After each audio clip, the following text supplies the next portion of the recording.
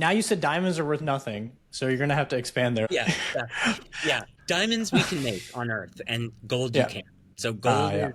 is born in the birth of stars. I don't know if you knew that, but it is actually cosmic. So it comes from outer space, and you cannot recreate it. And it has like absolutely critical needs to our species. It's used in healthcare equipment. It's used in technology, electronics, electric vehicle batteries, dental. That's why it's called a precious metal. It's noble. It's got no conductivity. It's a really important element. You can make lab-grown diamonds. Yep. Yeah. Okay. You know what I mean? Anything under 2 carats at this point, I certainly would not buy a natural diamond that is less than 2 carats at a premium. All right. Welcome back to Out of Office. We've got another great episode for you. We have Brandon from Alloy. Brandon, how are you doing? I am doing excellent. Thank you so much for having me. And so we like to just jump right in. Tell us what Alloy is and maybe why you're doing it. Yeah, absolutely. So Alloy is, we like to say, the easiest to use, most transparent, and highest paying platform through which the everyday consumer like you and me can sell their gold jewelry or other precious metals for honest and fair prices. And the genesis and backstory is pretty crazy. I don't know if you want me to go into it, but I'm happy to. Oh, yeah, please. Yeah, absolutely. So I was sort of following the corporate track, not an entrepreneur, and had necessarily no intentions to be an entrepreneur. Started my career in management consulting, ended up working for the CEO of JetBlue, and then ended up in banking. I was working for JP Morgan Chase at the time. And while I was working for JP Morgan Chase, and this was about 3 years ago, I was unexpectedly and unfortunately diagnosed with testicular cancer. And so that was kind of a crazy moment for all the reasons you can imagine. But what was craziest is that I immediately had to go on disability, and my medical bills started to compound and skyrocket. And so I had inherited a couple of rings and necklaces from my grandmother who had passed the year prior. And when I attempted to sell them... Brandon, do you mind if I kind of want to dig in there. So when you say, you had to be on disability at your job, can you kind of expand? I don't know if the average person realizes, what was your life like then, and how did it affect your work, et cetera? Yeah. So there was a period where I was completely out of the office when I was going through treatment. So I took disability, went through treatment, surgery, et cetera. And then I was on disability for another several months as I kind of continued through my treatment journey. And they cut your salary by about 40%. So you're living off about half of what, you used to, which I find, kind of ironic, because in the moment where you need your salary the most, you actually chop it. And I get it. I mean, understand. But yeah, so disability was tough because you go from, 100% of your income to 60%. And then at a certain point, it actually decreases even further because they only have to pay you out for a certain amount of time. Sure. So you're working, you get this diagnosis. It's not pretty late stage, huh? Like you immediately had to go through chemo, and I've never had cancer before, knock on wood, but tell us what that was about. Yeah, it was terrible. So I was actually luckily not super late stage. And one thing about testicular cancer is it's fairly treatable when you catch it early on. So that's good. So I was on the earlier side. So I had to go through surgery and surveillance, and it took about 3 to 6 months. So when I was finally on disability to the time where my oncology team said, we're good, and you're going to have to come back, every 8 to 12 weeks for the next 5 years for scans. Okay, got it. Just to make sure we got it all. So yeah, I still actually go back to University of Pennsylvania Hospital like every 2 to 3 months. Wow. Okay. And then so you get this diagnosis, you get treated, they cut your salary, you still have medical insurance at this point. I just have to personally unpack this because I know some people have insurance but the bills still pile up. Again, I've never had one of these catastrophic things happen. What's that like?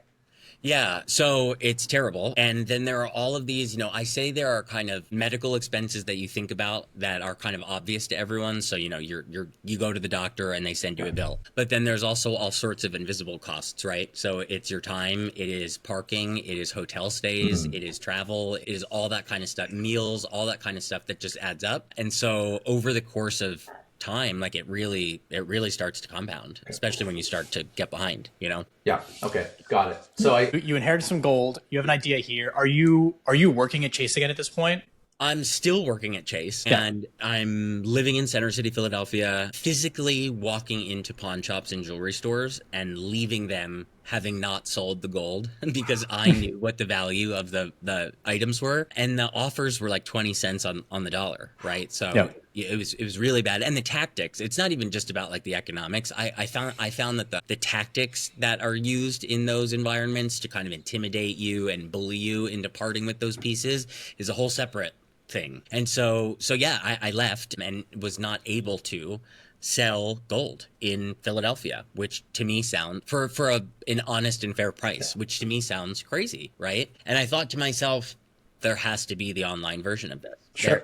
There is the online version of everything. And I quite sadly, to be frank, found that the online options were digital equivalents of the pawn shops. They were these kind of like these opaque domain names that, you don't really make sense. You can't find out who's behind the company. You mail your jewelry in, they pay you 26 cents on the dollar. And so I had this lightning bolt moment, It was like, whoa, if I'm being taken advantage of to this degree in my most vulnerable moment so far in my life, I am sure thousands of other people across the United States are experiencing something very similar. And that hypothesis has both sadly and also, I am very humbled, but it has proven out over the last couple of years. There were a lot of people who were in my situation who were just looking for an honest and fair place to liquidate their gold. So yeah, that lightning bolt moment kind of hit, and it was like, whoa, we need to, and again, I say this very humbly because we're much smaller, but we essentially need to create the Carvana of jewelry selling. We need to take what was a historically unpleasant and ambiguous, confusing in-person experience and just totally digitize it, put it online, add a ton of transparency, be customer friendly. And so that's what we did. That was the approach that we took. Is that why and when most people go to one of these stores to sell gold? It's usually like something's happened in life, they need a quick buck. Yeah. So I kind of, I joke about it. And when I say joke, I lived this, this nightmare myself. So I think I have the right to say that. But in all seriousness, I would say 98% of our clients are selling to us for a reason. And what I mean by that is typically you don't wake up in the morning and think, I'm going to sell gold today. There is a reason, right? And whether that reason is medical debt, somebody passes in your family and you inherit, you lose your job and you're in a financial crunch or financial liquidity. So many of the clients that are selling their pieces to us are doing so because they're in a crunch. And so that's another kind of aspect of the business. I know when I was talking about my own experience, that intimidation and bullying factor, we invested really heavily behind the client experience and adding empathy to this process because, as you very astutely pointed out, people are coming to us when they're also in vulnerable positions and situations, right? And so we want to be there for them. It's more than just a quick one-time transaction. And does that show up in the product? Does it actually like inform some different product decisions or maybe some customer experience stuff that you've had to do? Yeah, both. I mean, we have a whole program. So our client experience team, they are called the Alloy Advisors. And every client who requests a free appraisal kit on our website is assigned their own individual Alloy Advisor who is there to walk them through the journey from beginning to end like a real human without intimidating you. They are not on commission. It is really about helping walk you through the process from beginning to end so you understand how gold is sold. If you go elsewhere, this is what's going to happen. So we invested really heavily behind that experience up front. And then the second piece I would say is the value just off the bat. Like we had a secret shopper do some secret shopping last year, and they did kind of our main competitor and us, and our main competitor started offering their offers at 26 cents on the dollar. And our average is 80%. So like even from a value perspective, just right off the bat, we're averaging like 60 cents higher on the dollar, right? So it's significant and material for clients. I see. And how do you hire? Well, I guess the first question is like business wise, what is the ratio between like these people and how many customers you come in? And then the next question was, how do you hire a person like this? Because it feels like it slots in where like a sales or account manager would come in. But those people are typically more mercenary, and you just said you don't want them to behave that way. We don't hire folks who have had prior experience in pawn shops. No, I'm kidding. We would, but we don't have any. We've actually kind of tried to model off of what we would consider to be sort of the best customer experience programs out there, and the individuals, the profiles against them. So we looked at companies like Disney. We looked at companies like JetBlue, which was always known for their customer experience and customer service. And how did they do it? What was their approach? What was the profile of those types of people? And so we reverse engineered that and then hired against it. And essentially what we found is don't hire salespeople. And as long as you're hiring high will, empathetic people, they close the deal, because people are reaching out to us in order to sell their gold. We are there to help them, right? And so like, on the one hand, like you could consider it a sales process, but we don't. We consider it like helping clients move down the journey. And so we really look for that kind of profile, not like a car salesman profile. Okay. And I imagine you can hire anywhere, or are these people co-located? We are all over the United States. Yeah. So we still have a fairly small team. We're not a huge team yet, but our alloy advisors are in Georgia and Texas and Utah. Okay. Is that where the gold flows into when people send it in, and then are they actually inspecting the gold, or do you have an inspecting service, and then these people are more just account managers? Great question. Yeah. So the folks, if you were to text, you can text or call our 888 number. Those folks never actually touch the metals. They are really, really close with our laboratory and our metal operations team, because a lot of information needs to get passed back and forth. But our headquarters is doing all of the actual processing and testing of the metals. Interesting. Okay. So you guys disrupted pawn shops. I love that. That's great. How did you start this thing? Like you had this bad experience. You thought, like, I'm going to be the hero Gotham deserves or needs, or whatever the quote is. What was like step 2 in that process? Lighting my K on fire. Yeah. No. So you know how it is when you're a founder and you kind of get stuck on this vision. And so my original vision was, Alloy is going to be this app that we're going to put out into the world, and everybody's going to download this app, and it's going to be a user-friendly app. And so I dumped a whole bunch of thousands and thousands of dollars into this mobile application, and found that absolutely nobody wanted to download a mobile application. So my first step was really kind of like market research. I invested behind the concept in an app form, and then started to build relationships with the industry.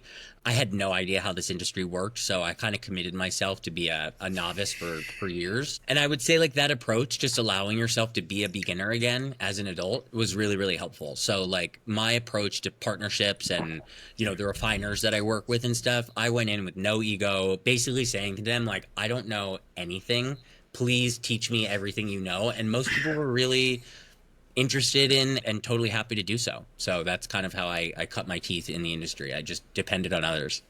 Okay. And then 26 cents on the dollar versus 1, or whatever you said. How did you make that happen? Like, I imagine obviously margins matter in a business. You're probably eating margins there. What's the secret sauce? Yeah, we built the business like with that margin in mind. Whereas these competitors, I would say for the last decade, have operated on the fact that consumers don't understand how any of this works. And so it's not like impossible to run the business off smaller margins. It's just, when your position is to take advantage of the lack of consumer education, it's just different. You know what I mean? So we were just able to build our business knowing that we were going to stick to this margin, and therefore our choices we had to grow, efficiently as a result. Yeah. Yeah. I imagine you guys can win on trust, right? So if people don't know what gold should go for, they go to a pawn shop, they get an offer, it's thousands of dollars. They probably think, wow, this is great, even though, they're getting swindled. Yes. Do you guys put that in your marketing anywhere on the website? Like, here's the, price of gold today. Here's what we can offer you.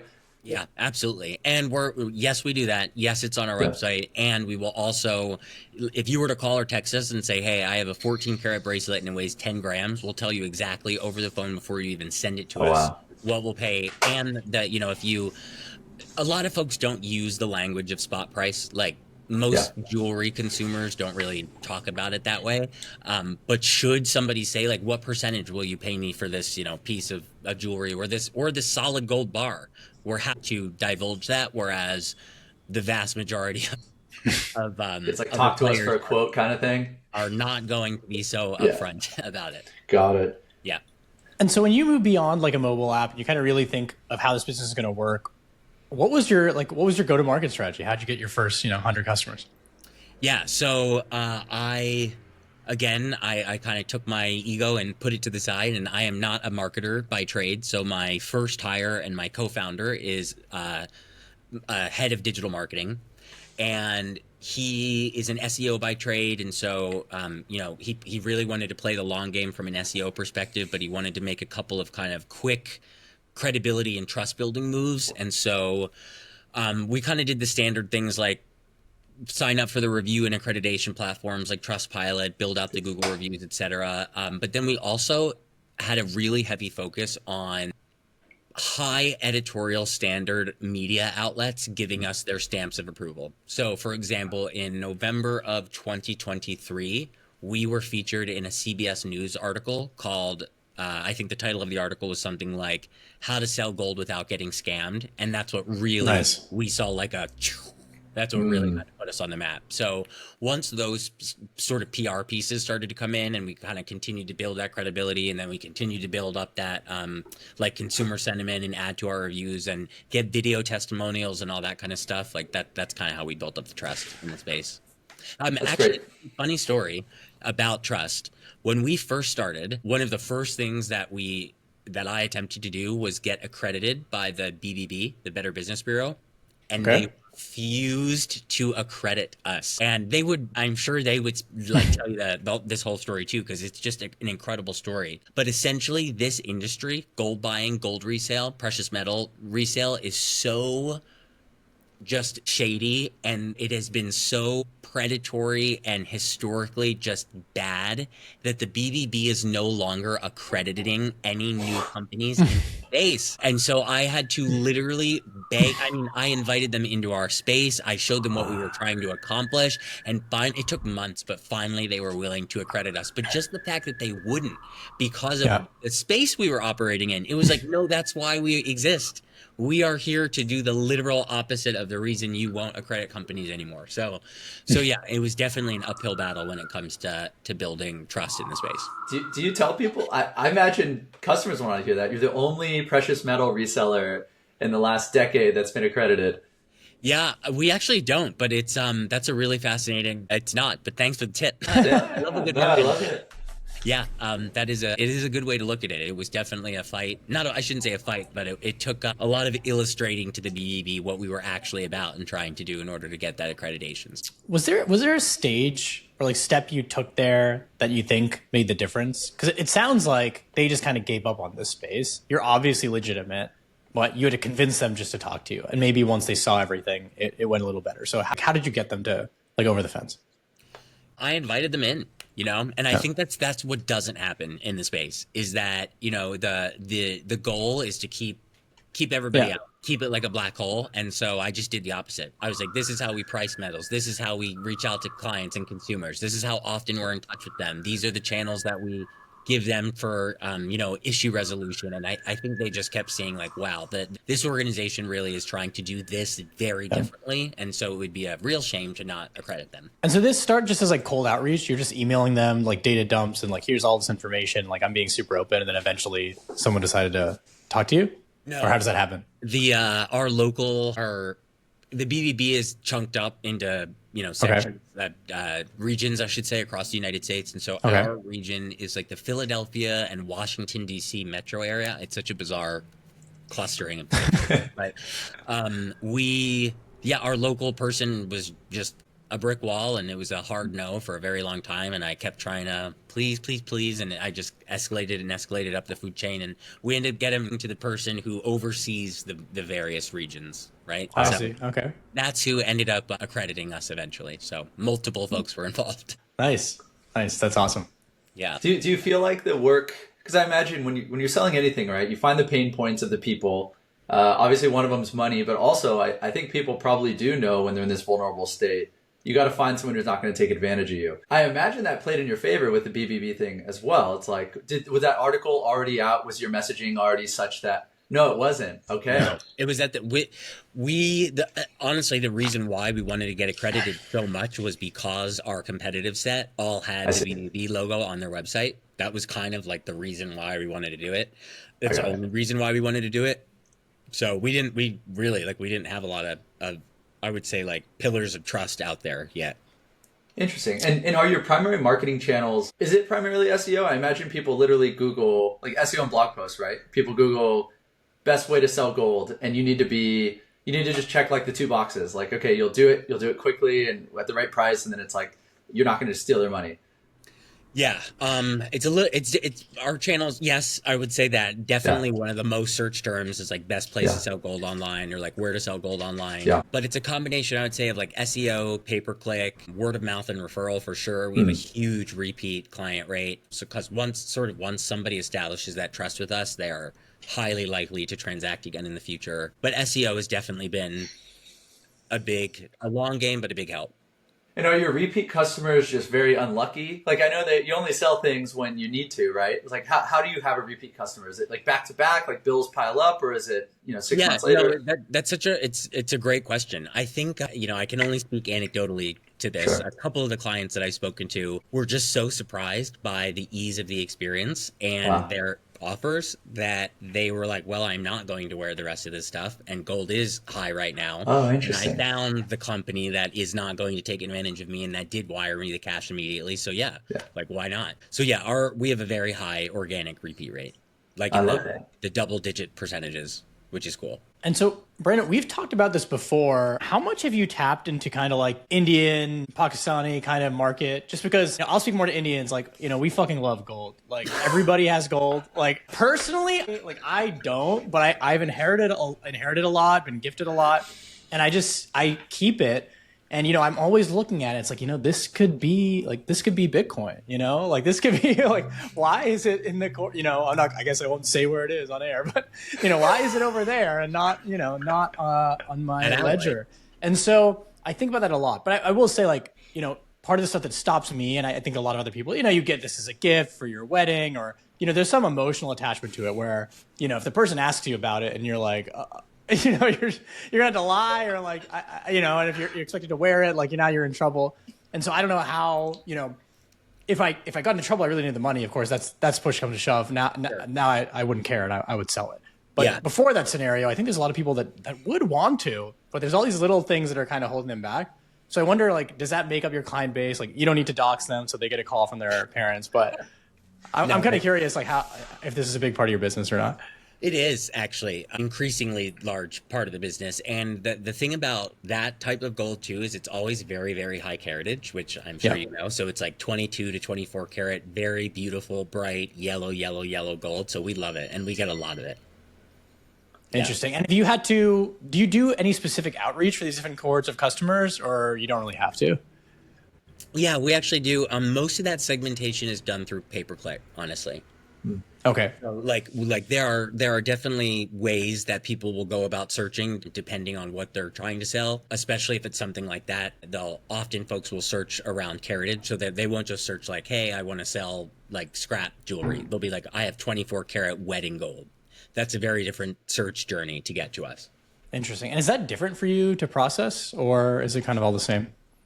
Gold is gold, which is kind of, it's an element. So it's not really different for us to process. No, it's not. Okay.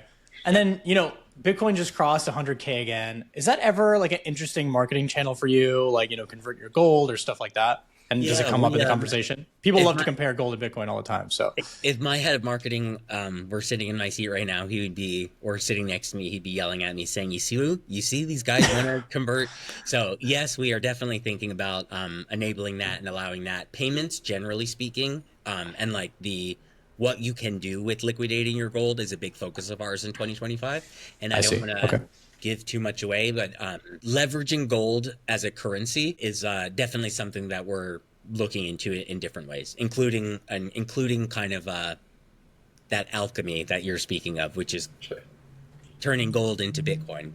Okay, very interesting. Yeah, we'll have to look out for that. Yeah. And I'm curious. So I know we're jumping around here a little bit. The first person you bought their gold, like. How did you find them? What do you do with the gold when you have it? You have all this gold now. Like, you got to turn it into money, presumably, unless you're smog. You're just sitting on like a pile of gold. No, I wish. What's that process? How did you go from guy who like had this problem, this idea, to now you have a business running? Yeah, it's actually crazy. It is a crazy story. So the idea, right, was to, and what we do today, by and large, is serve the individual consumer. So, Jack, you go on our website, request a kit, you sell us your necklaces and rings. Okay. So that is most of our business today. How it started and why refineries were willing to partner with me and Alloy in the beginning is because I got a phone call from a elderly gentleman who said, I have $100,000 worth of precious metals that I need to liquidate within like 72 hours. Can you help me? And I was like, this is a bizarre phone call. Maybe, I don't know, like, where are you? Who are you? Where did you get this? Like, where? So essentially what happened, and you can Google this. This is a real story. There was at a national level, a fraud case that was perpetrated by metals.com and other various organizations, including physical depositories. So the places in which you would actually store physical metals, different vaults. I think there were 4 vaults in the country. And essentially what happened was this organization was convincing elderly clients to liquidate their savings, their 401ks, IRAs, and turn them into precious metals they were charging above spot price for what the metals were worth at the beginning. So if the metals were worth, let's say 50 grand, they charged 100K and said, don't worry, they're going to appreciate to get to this value. So you're fine. And then the physical depositories sold the metals out from underneath all of the accounts. So when these folks went to cash out, all the metal was gone. Gold is gone, the silver is gone. And so that, the FBI got involved. They cracked the case. There were something like 1,800 accounts, whether it was an individual or a couple, that were impacted in lot sizes in thefts ranging from $40,000 to $2 million. And so what was happening was the custodian of these accounts, it was a law firm that eventually inherited from the FBI these accounts. The custodians of these accounts were basically calling these elderly people and saying, hey, I know you had $250,000 of silver in an IRA. There's only $40,000 or $50,000 of it left, and we're going to ship you 200 pounds of solid silver. So just, be prepared for that. And these 85-year-olds are like, wait, what do I do with 200 pounds of silver? Who do I sell it to? Where do I put it? I can't lift it. What happens, right? Yeah. And so in order for someone to turn that metal into cash, you need a licensed precious metal dealer. Well, they're all shady and terrible and horrible. Yeah. And these people have all already been stolen from. From the very beginning, they were stolen from. Then the metals got stolen out from under them.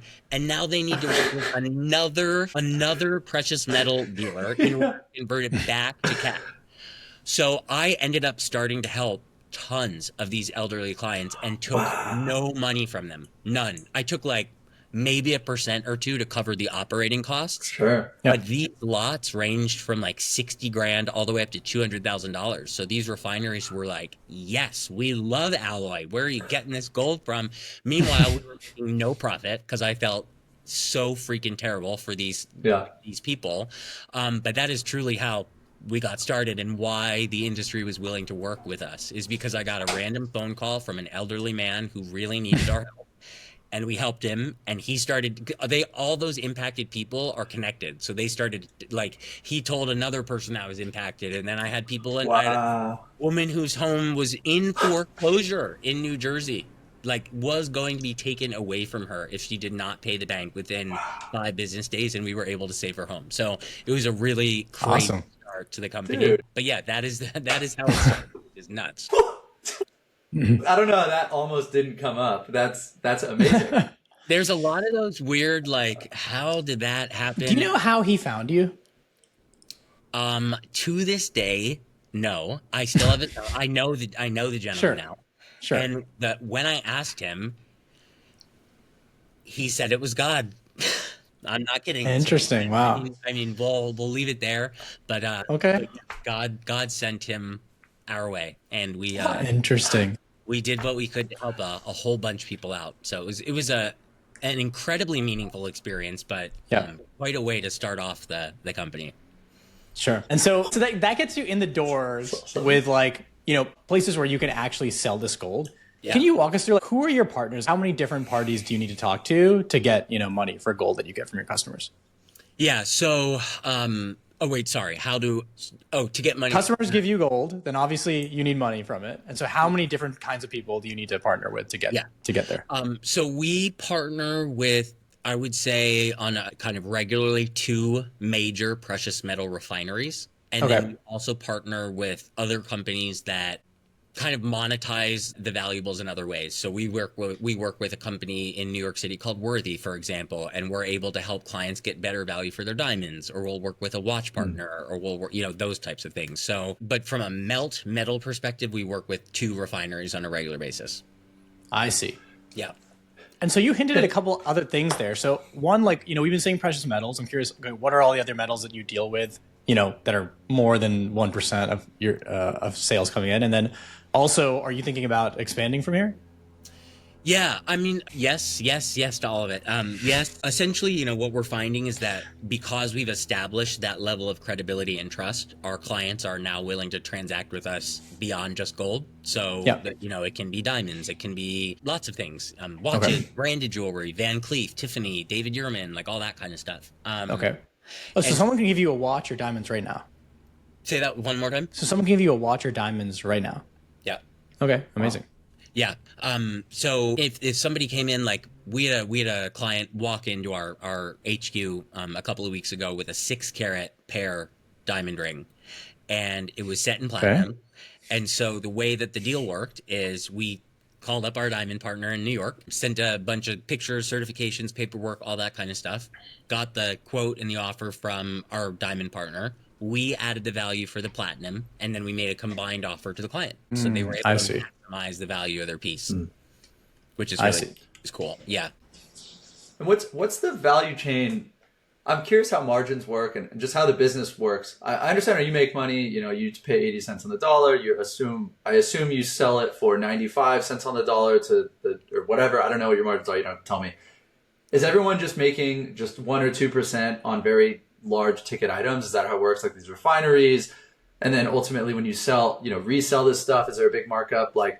How is it that you're giving them 80 cents on the dollar, and you plus the other 4 people you just mentioned all make money? I don't know if that's too deep of a question or if it's simple. I'm just curious. Yeah, no, it's great. So refiners don't really make their money on the margin of the price that they pay for gold and the spot price of gold. They make their money on the actual labor that goes into refining gold and then selling refined gold. So we are just the suppliers. We're the procurers. The refiners couldn't survive without us. They don't have their own e-com companies, for example. You know what I mean? Yeah.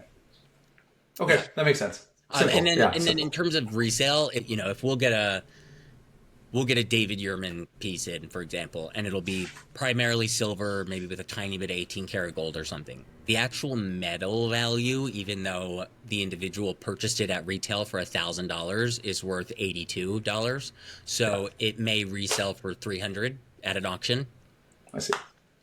This episode is sponsored by Newts. This is my favorite supplement for energy, and I take it whenever I need to lock in. So if you're a founder, student, or new dad like me, you've got to try it. It's got guarana for energy, alpha GPC for memory, and L-theanine to avoid any crashes. Again, try Newts. Just go to sendnewts.com. All right, let's get back to this episode. Okay. And so do you help them with that too, or are you only considering the metal? Only the metal, and we are super upfront and transparent about it. And if folks say to us something like, if a client were to call us and say, "Hey, I have a Cartier Love bracelet. It's solid gold, so you're a gold buyer. Will you buy this for $9,000 because that's how much Cartier sells it for?" We always say, "We're happy to purchase the piece. We'll pay you the max amount we can for the gold. If you're looking to get retail value, or you're trying to get a peer-to-peer value, we encourage you to try marketplaces like eBay or Craigslist or Poshmark or one of those other peer-to-peer platforms, because you will make more money, but you will also sit on the piece for 4 weeks. You will send 3,000 messages to consumers. You will have to answer what size is the bracelet. So it's just a trade-off. Do you want to work really hard to get 100% of the piece or 110%, or do you want to work not hard at all, do nothing, pay nothing, and we'll pay you 80% that day? So we're very, very honest and upfront with clients that, yes, there are absolutely ways to get more for this piece. If you would like to get paid immediately on the spot, highest in the industry for the metal value, alloy is the way to go. And how quickly do you pay out there, by the way? Same day. Same day. Okay, Yeah, amazing. so the very same day that we receive your items at our lab, we make you a cash offer via email. If you accept that offer that day, we issue your payout the same day. So the day on which you accept your offer is the day we issue your payment. Okay, so you give an estimate, they ship it to you, you get it, then you make the offer. Is that how it works? An upfront estimate is not required. So I would say 80% of our clients send in their items with no pre-estimate. Interesting. They request their free appraisal kit online, input their valuables in their return envelope, send it off to Alloy's lab. We send them an offer. They accept it. Interesting. Okay, so some people ask for like a ballpark number and you'll give it to them, or okay. Absolutely, yeah. And we encourage people. Part of what we're trying to do in the space is really provide education and arm consumers with the knowledge they need to make informed decisions. And I think that is a brand differentiator. We are equipping clients to make good decisions, regardless if they end up selling to Alloy or not, right? Yeah. Okay. Yeah, and the brand name thing is interesting. I guess I never thought about that, but that's so true. Like, when it comes to design or jewelry, like they're just creators and they put their brand name on it, and that makes them more valuable to consumers. But like, it has nothing to do with like the actual materials. And so I cannot tell you how many. I hate being the bearer of bad news, but I cannot tell you how many conversations I've had with people who have said, I bought this gold chain last year for $4,000 at K Jewelers, and I had to say to them, they marked it up like over 1,000%. Yeah. So you're actually the markups on the front side. Jewelers are, and don't get me wrong, I love jewelry. Like if you want to pay money for jewelry, great. We all pay money for the things that we love and think are beautiful. So there's no it's not a problem, but you should just be aware that it is like a car in the sense that when you buy a piece at Cartier and you leave the store with it, it immediately depreciates. Yeah, sure. I mean, it's like designer clothing, right? Like the cotton of a Gucci T-shirt isn't gonna get you very far. Maybe a couple cents. Correct. So when you think about kind of like the next 5 years, are you going to really stick with maybe expanding the number of things and materials that you can turn into money? Or do you think that you might start playing in this space as well? I think it's yet to be determined. I think there are a lot of individuals out there. What I'm trying to say poorly is that I think there are a lot of people who are trying to sell gold who don't know about us yet. And so while we definitely want to expand and have a roadmap and, partnerships, we are still at the very beginning of growing the core direct-to-consumer gold business. It is a massive TAM, and we are just starting to scratch the surface. Yep. This is a basic question we completely missed. How long have you been running Alloy? Customer facing, it'll be 2 years this June. So the website launched June 2023. That was after I wasted my 401k on a mobile app. Who knows when we actually started? No, we say customer facing June 2023 was our. We didn't go too deep, but how did you get that mobile app made? I don't think you said that you're like technical and you code and you made the app yourself. So did you go pay someone or how did that all happen? Yes, I went and paid an overseas developer. It wasn't. Look, we all make mistakes. I was never. No, for sure. I was never on the entrepreneurial path. I think I mentioned, and so I think everybody says this, but the greatest lessons can't come in the mistakes early on. You know, like my team wants to push out all these different features, and it's like, no. There are certain things that we should focus on, and certain things that we should not, and those are for not, sure. But yeah. Okay, so that's one bad decision, but it sounds like you made a great decision finding this co-founder. How did that come together? Yeah, so there are so many moments when I look back along this journey, and I think to myself, if this had not happened exactly the way it happened, there would be no Alloy. And this is truly one of those moments. I was very naive and thought truly, which is so, I mean, this should be the soundbite from this podcast episode. I literally thought I was going to build the product and people were going to come. Like didn't need to market it because it was going to be so great. You know what I'm saying? Sure. We just understand its value right away so anyway, I say all that very humbly because I realized quite quickly that I was totally wrong. And so I knew that the very next step was getting people to become aware of Alloy, and therefore the next hire I had to make was my co-founder and head of marketing, who came on very early. And I found him by posting a classified or whatever you want to call it on Founders Match, I think is the website. And Okay. what was really interesting, he said I had never been on the website. He had never been on the website. I posted a classified for a marketing co-founder, and he said he happened to look at that website for the first time, and he said it was one of the first times he had seen a non-technical co-founder posting for a marketing co-founder and not a CTO co-founder. And so his interest was really piqued, but he's a brilliant guy and he was not interested in just like, jumping on board and taking a risk for no reason. So he really spent time vetting the opportunity, vetting me, doing a lot of research on the back end to make sure search volume was there, making sure that there was enough room in the space that we could actually carve out a niche for ourselves. So we probably spent about a month courting each other. And he finally joined, and he's been our head of marketing since day one. And he oversees everything from pay-per-click to SEO to affiliate to influencer to social to all of our vendors and freelancers that work underneath him. It's there would absolutely be no Alloy without Ramon Khan. He is a genius. Yeah, I feel like God did have part something to do here, right? That's insane, and it's crazy. That's amazing. And did you obviously you had to afford this guy, and you had that early traction with the big FBI thing. Yeah. Did you go raise money? Like, how did you, without a 401k, go from 0 to 1 here? Yeah, we did. Oh my gosh, we did. So first was the 401k, second was my entire savings account, and then 0% APR 18-month credit cards. Wow. So I went into some serious personal debt, and I'm still paying it off, but we're in a good spot because Alloy's working, so it's good. But yes, I did two small friends and family rounds, like sub 6-figure friends and family rounds, just to kind of keep the lights on. I did not take a salary for a full year, but did pay my co-founder, and I paid for healthcare for the first, since the beginning. Yeah. So that's why we raised the 2 early friends and family rounds. Then I raised an angel round that was around $500,000, and then I raised about $1.5 million. In our first institutional round, and then we secretly, this is like actually you're getting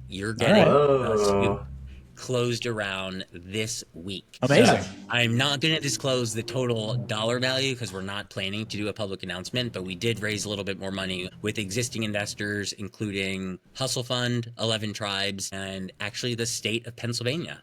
Interesting. Ben Franklin Technology Partners is the arm of the state Sick. of Pennsylvania, and they are writing us a check, and they are very, very excited about it, and we are too. So that's breaking news. Wow, awesome! Yeah, congratulations. Thank you. That's the coolest thing ever. Right now, to the other founders, if you're founders out there listening, it is not an easy environment right now. So start early. There's a lot of great stuff there, but how do you get Pennsylvania to invest? How does that happen? If share what you can, because that's you don't hear that every day. Yeah, it's not easy. Again, it's all about relationships and authentic relationships, not just transactional ones. And so I've been in contact with the administrators and sort of the folks behind the program, the state-run Ben Franklin Technology programs, almost since Alloy's inception, just for like advice, feedback, making sure that they knew we were on the radar. We never tried to raise money from them in the beginning, and they encouraged us to apply. And we were like, no, your due diligence processes, frankly, are far too in-depth because it's taxpayer money. So it's like, we don't have the time for this. So I just really kept a close relationship with them over the course of a couple of years. And based on our traction and our actuals over the past couple of years and our funding needs currently, it all kind of aligned and worked out. And so it was really awesome. We actually just had, and you can see it on LinkedIn, she actually posted it on LinkedIn, the Secretary of Technology and Entrepreneurship for the state of Pennsylvania. Her name is Jen Gilbert. She reports to the governor. She was at our HQ probably 3 or 4 weeks ago, and she actually bit into a 1 ounce gold coin like an Olympic medalist and posted a photo of it on LinkedIn. Wow. Nice. She also oversees, not directly, she has no hand in deciding like which companies get funded, but she is one of the administrators over that program. And so it really is a matter of like just building and maintaining relationships with people that matter and that can help. Yeah. You can help them too, like the state of Pennsylvania is really, really keen right now on kind of branding itself as like this innovative, they want to build up a startup ecosystem space. And so like we can use that to our advantage as startups and founders, right? Like it's a win-win. So okay. that we just got the official word on that yesterday at 5 p.m. Oh, So Nice. Okay. yes. Yeah. Congrats. That's great. Thank you. And you mentioned, like, pretty strict diligence compared to traditional VC. I don't think anyone would be surprised by that, but is there anything that lingers afterwards, like any weird side letters or things they look at or audits, etc.? I'm just kind of curious if it changes, after the investment's made. No, they do. So we have and this changes, of course, for every portfolio company or Yeah. every company, but we have a major investor threshold that with it confers certain information rights. And Okay. that threshold is at a certain dollar value. Okay. They did not hit that dollar value, but as part of that program, they Yeah. require a board observer seat. So not a board seat with any voting power, but a board observer seat. So that is the only kind of unique, I would say, right that is granted to them. Okay. But nothing else. Yeah. Other than that, it sort of operates like a semi-independent VC. It's a state-run program, but it has a CEO and a team, and it's run like a VC. Sure. Okay. That's awesome. And so could you walk us through maybe what informed this latest fundraise? I imagine there's, some inflection point, something going on in the company where, you determined you needed money, some jet fuel. So, what were those things? We're in an environment where a lot of people are thinking about, bootstrapping more thanks to AI, never raising money. You've raised a couple of rounds when everyone was, but, in this moment, you just raised another round. So I'm curious, like, how you think about that and what informed this decision. Yeah, I think it's a great question. I think one thing I'll say is that I when it came to like the VC journey from like seed, Series A, Series B, Yeah. I was like, I'm not doing Sure. that game. I'm not playing the whole like named round game. Like, no. So basically my thing from the beginning was like, only take money you need and only take money from people who get what you're trying to do and who you are going to be like, who you want at the party with you. Right. Sure. And so we essentially decided to take extra money now. I shouldn't say extra money. We took money now, additional money, because we run a physical business that requires some upfront investment in order to scale. So we are bringing new partners online this month, which I'm very excited about, who are going to start sending us leads, many, many, many leads, which we're really excited about. And so we needed to invest in some additional equipment, some additional heads, training, that kind of stuff, so we can actually absorb the volume that's headed our way. I see. Cool. But from a raise perspective, I would say one of the reasons, not that you asked, but one of the reasons that we were successful in our raise is because we didn't need to. Yeah. If that makes sense. Like, we didn't for sure. You always want to not need investors to get them excited. Exactly. It's a base human instinct, I guess. There you go. Yes. And especially if it's existing investors, it made my life like way easier. I didn't have to go back out to market and convince people like what Alloy is or who we are. So that was really, really nice. But essentially this last round of financing, knock on wood, and I'll never say never. The goal is not to accept additional rounds of funding. We should be profitable this year. Okay. And so, you've had success fundraising. You're doing pretty well right now. Have competitors popped up? Like, how do you feel about the competitive landscape, whether they're digitally native or something completely different, fighting for the same customers? Yeah, we have not had any net new, like apples to apples competitors pop up since we launched. So there's no other like Alloy. Yep. The incumbents that existed in the space have all up-leveled to match our game. So they're now using our web designs and the language that I wrote and my copy and all that kind of stuff. So we definitely have set a new tone and standard in the industry. But I would say there is no head-to-head competitor. And what we are doing very strategically and something that we're very focused on is trying to figure out similar companies in the space that are adjacent to gold and precious metals. So like the diamond company, for example, or the watch company. And so what we're trying to do is fit into an ecosystem of like really honest, above board jewelry resale companies that specialize in various spaces. We specialize in gold, people specialize in watches. And so together the ecosystem can provide the best experience for clients, right? That way, like if you come into the Alloy ecosystem and say, I have a Rolex, I can say to you, and you will trust me because you already trust Alloy, I'm partnered with X person, they're going to give you an amazing price for your Rolex, right? And if he goes to that Rolex company and says, I have a whole bunch of scrap jewelry that I'm never going to use, where should I sell this? They're going to send them to Alloy because they know that they're going to get the best price. So that's kind of like really what we're trying to build. I see. I mean, this is going backwards a little bit, but I guess I just realized with diamonds, you know, it is material you're selling to someone who can value a diamond. With watches, the brand is pretty important, no? Yeah. Yeah, we can go back to diamonds because diamond value is very interesting too. Diamond value is very different than gold, but watches, anything like branded or watches is all subjective. It's all like a subjective value. So that's why we actually did not purchase it in the past, because it allowed us back to your question about like, how did you go about doing this with the 20% margin? We only purchased based on metal value. We never played the subjective. We hope we can resell this watch for X dollar game. And that is what allowed us to keep our focus and kind of like keep the cash flow running. We never sat on pieces, ever. And what's the most surprising thing? Well, wait, sorry, Jack. Just because it's a follow-up. Sure. So is the market for watches just liquid enough that you can, like, you know, you're going to get a good enough price? Because I guess the part I don't understand is, okay, like, you'll let someone send in a Rolex because you know what you can get for a Rolex from a partner. Why can't you do that with like a designer piece of jewelry then, I guess, is a different question. We can now. And you can now. Okay. Yep. Yeah. So like Cartier, Tiffany, Van Cleef, we'll buy it all. Okay. So all of those you will buy now, and you're not just selling it for the metal. Yes. We will buy it in partnership with a partner. Yeah. Yeah. Okay. Makes sense. Okay. Yeah. That wasn't clear before. Okay. Go ahead, Jack. Yeah, cool. Actually, it's kind of on the same topic. So you seem to know a lot about jewelry. I mean, I imagine you would have over the last couple of years learning about this stuff.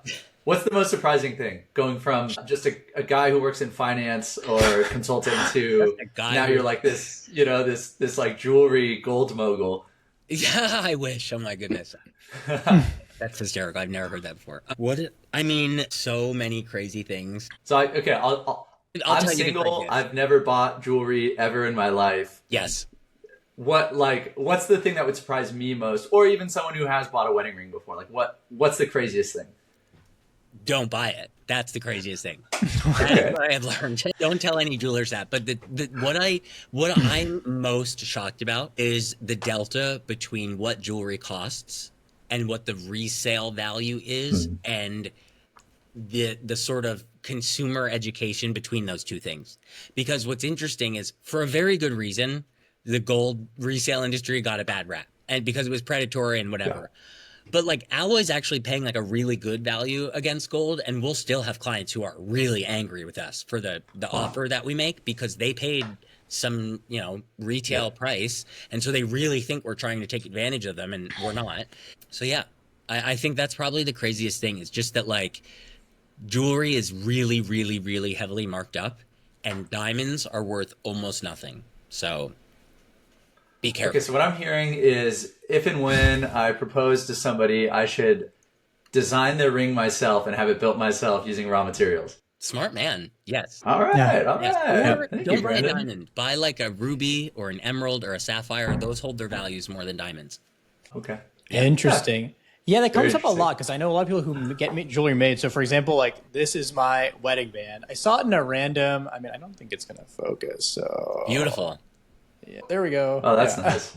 So it's cool. It has tiny black diamonds on the edges. I saw this in a magazine, and then my father-in-law had it made for me, and he's like, "Yeah, we're not buying. Of course we're making that. Send me take a picture with your iPhone." And don't worry, he's over in India, and he just got it made. And like, it's amazing. You know, I'm kind of anal about design, so I can tell, you know, what isn't one-to-one with what I saw. Yeah. But at the end of the day, like, I mean, it just made sense, and it's an incredible ring. I'm really happy I have it. But I do think that's probably the way to get things done.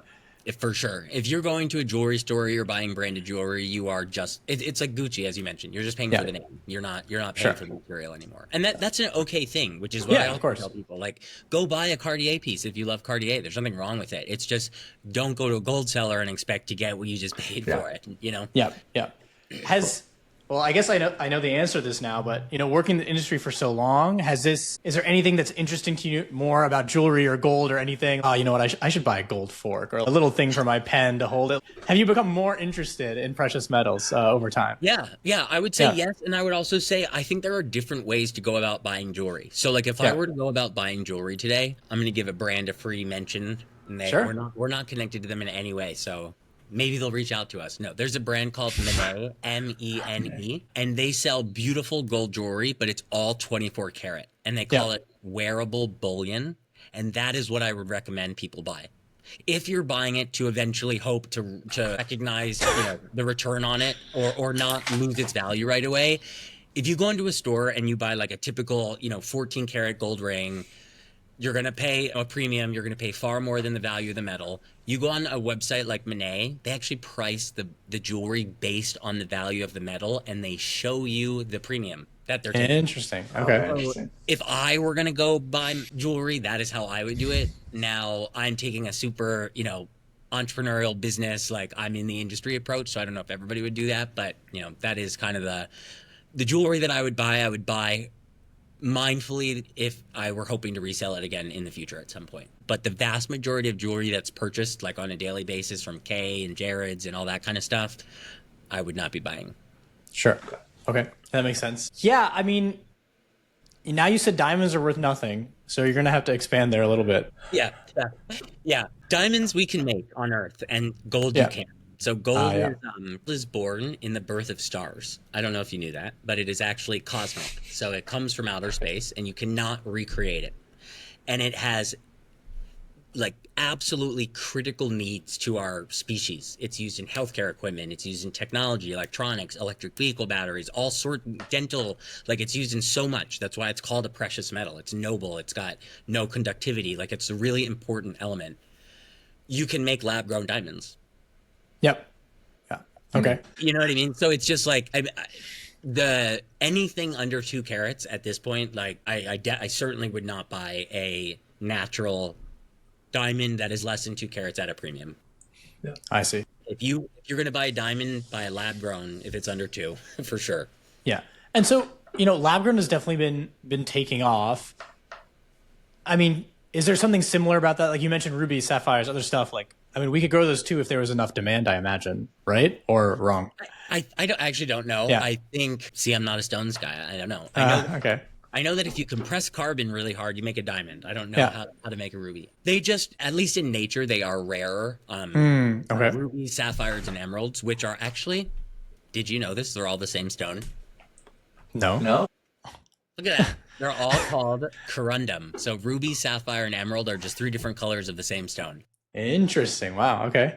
But they carry more value than diamonds because they are just rarer in nature. And there's not like an artificial choke on their supply chain the way there is on diamonds, like with De Beers. I see. Okay. And then what about lab grown gold? How far is the industry there? Yeah, there is none. You can't grow gold. Are you sure? Yes. Very sure. Yeah, if you figure out how to grow gold, you should definitely patent that because it's worth $3,500 an ounce today. I mean, if you see $100K piece of jewelry coming in every Sunday from me until I'm dead, there you go.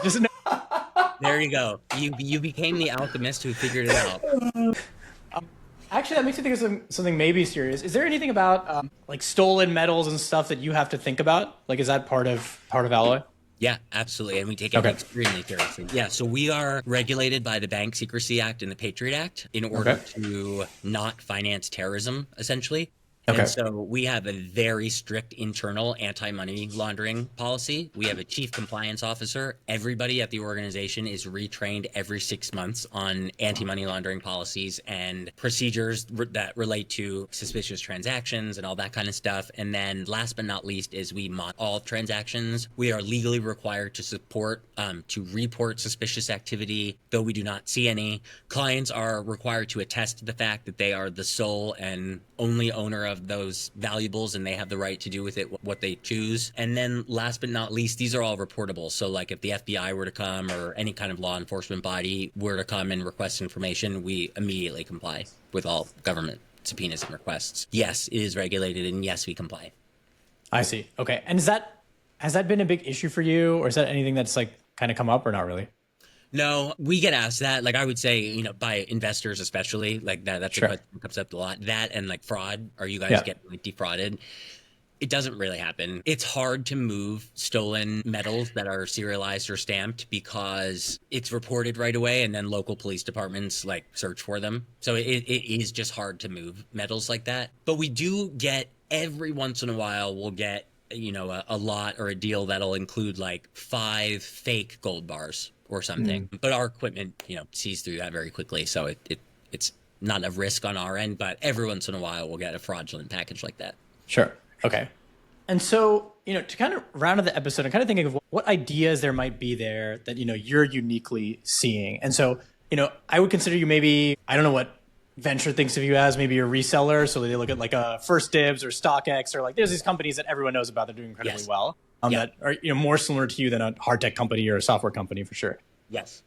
And so I'm wondering if you've seen maybe, are there opportunities in that space that are interesting, but also the other side of it, just kind of down the chain, like, you know, you're refining gold, you're looking at, you know, you're handing off to partners diamonds and watches. Are there things that just should exist that don't? Like, let's throw out maybe some ideas here for any wannabe founders listening. Yeah. It's a great question. I don't know if I want to give all the ideas away though. No, I'm kidding. I think, you know, what I was talking about earlier, just around the concept of like really creating a solid, transparent, trustworthy ecosystem, whether that is a single platform like Alloy or a sort of partnership of platforms. I think like that's where we're headed, right? So I think jewelry resale as an industry will become consolidated in a way that it is very much not today. Sure. Like, you know, you want to sell a branded piece, you go to a company called Circa. You want to sell a diamond, you go to a company called Worthy. You want to sell gold, you go to a company called Alloy. You know, there's a different for every single, and there doesn't really need to be, because if you bring all the expertise in one spot, you know, it's kind of all right there. So I think that's probably like where we're headed. Okay, sure. I do imagine, is that something like you have your sights on? Like you'd rather become that and have a bunch of partners than someone else build it? Or I don't know what's better for you. Yeah, I don't know. It's a good question. Right now, the sort of partnership model is working really well because we don't have to invest and like allocate working capital toward building the skills in-house. So it's like a really clean, easy way to deliver a better client experience and drive, you know, additional revenue and margin. So I don't know. I think like over time we'll see if we want to kind of like build our own like internal first party or continue to work on a partnership model. Okay. But in terms of like other opportunities in the space, I don't know. I'll have to think about that. I'm so focused on Alloy right now. It's like the only thing I can think about. So I haven't really started to consider alternatives. Yeah, no, that makes sense. If you put yourself into that moment, I mean, obviously it's pretty unique when you started this company. Like, you know, you were in a tricky personal situation, you had some gold, you had to sell it, and that, you know, you happened upon this great idea that you're working on, you're happy to be working on. Yeah. But maybe try and put yourself in the shoes of someone else. They're in a different situation. They're thinking of an idea, but honestly, probably too scared to do it. Most people would not have reacted, you know, the way you did and ended up building a company. And so, you know, if any of those folks are listening, kind of what advice could you maybe give them, or just insights into your psyche at the time, so that maybe, you know, they end up going and starting a company too? I think for me, cancer was like basically the universe was being like, you're going to die. So go do it. Like, go do the thing, you know? And I actually just saw, I'm not a meme guy and I'm not a huge social media guy, but I just saw a meme and I thought it was so interesting because I had never thought about it this way. But in 100 years from now, 7 billion people who are alive today are going to be dead. That's a fascinating thing to think about, right? So if you're scared from like a reputational or how people feel about you, or 7 billion people are going to be dead in 100 years. So like, go for it is what I would say, because this is the chance. This is the opportunity. For me, it took something like cancer. You know, it forced, you know, I was forced with like really thinking through my mortality and what I wanted out of my life. And it wasn't JP Morgan anymore, right? But yeah, I would say like, you're going to run out of time, so go for it. Take the leap. Okay. If awesome. you can safely. You know, I also understand that everybody's circumstances are different, and I understand that, you know, everyone has a different attendant level of privilege, and so everybody has to make the right decision. But if you're in a position that, you know, you can experiment and take a risk, like I would highly encourage you to do so. Okay, you heard it here. Just do it, with an asterisk at the end. Brandon, thank you so much for joining us. This is a lot of fun. Awesome. Thank you so much, guys. Pleasure to be here. All right. Cheers. See you.